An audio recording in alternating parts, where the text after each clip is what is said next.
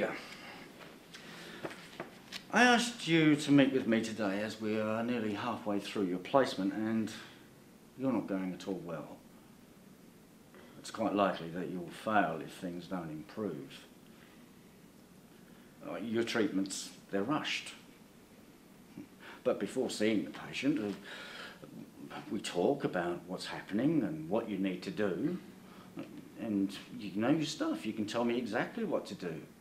But no matter how much we talk about your treatments, you don't execute them well. I've got a list of things that you've done poorly. I want you to read them and don't do them again. Look, I'm really struggling with this placement. Everyone is struggling with some things. You just have to overcome them. It's the best thing you can do. Soldier on. Look, I do want to be a physiotherapist. I do. I find it hard to deal with the patients. Yes, unless you learn, I'm afraid you won't pass this unit. Go home, Peter. Think about this. It's always challenging working with a student who is not passing or coping. As an educator, it is important to realise this as early as possible. The educator has realised a student is not coping. How could this meeting have been improved? Firstly, the educator should ascertain exactly what he wants to achieve with the meeting. He should aim to develop strategies with the student in order to address the fact that he is not passing. He could use this tool. Identify the problem. Explore the background to the problem. Be supportive. Develop a strategy. Maintain confidentiality.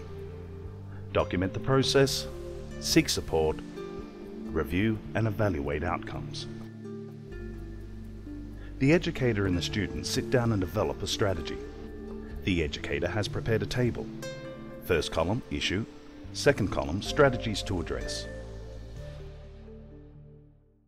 Peter, thanks for coming to meet with me today. I wanted to discuss how things are going with your placement. How do you think they're going? Okay, I think. Well, I'm concerned. That's why I wanted to talk with you about it. You seem to have a very good knowledge of the area.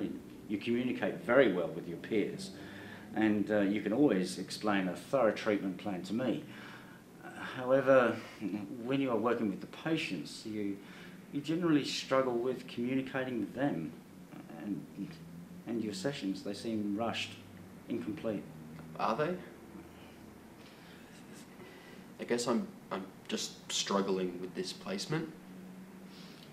Why? I don't understand. Well, I didn't know what to expect. All the tubes, the catheters. I just find it hard to get used to. See, I never think about it, but maybe I can help you. We can find ways to cope. Any other problems? No. Like today, when you were working with Paul? I mean, you barely had any eye contact at all, and you were hardly with him for 10 minutes. I mean, before seeing him, we spoke, and you explained a thorough treatment plan. So what happened? I find it hard to work with Paul. You know, I could be him. You know, we're the same age, we have the same interests, and he'll never walk again. Yeah, it's hard. But you've got to remember that you can help him. You can make a difference to his life. Look, let's see if we can find a plan to help you with that. Together, they can work through and develop strategies to address each problem. Okay, Pete, now we've been over this twice. Do you think we've covered everything? Yeah. And you're happy with all these strategies? Yeah. Focus on my objectives. I've got to read that book that you mentioned, and look, I'll definitely talk to you if I'm having any more problems. Okay. Okay. Well, we can always review this each day, and we can make any changes if we need to. And the university can help us as well. I mean, they can offer some. You're happy for me to contact? Oh yeah, that's fine. Yeah. They can always talk about any support groups that we've already discussed, and yeah. They might even offer some other suggestions. So, look, Peter, don't think you're alone in this.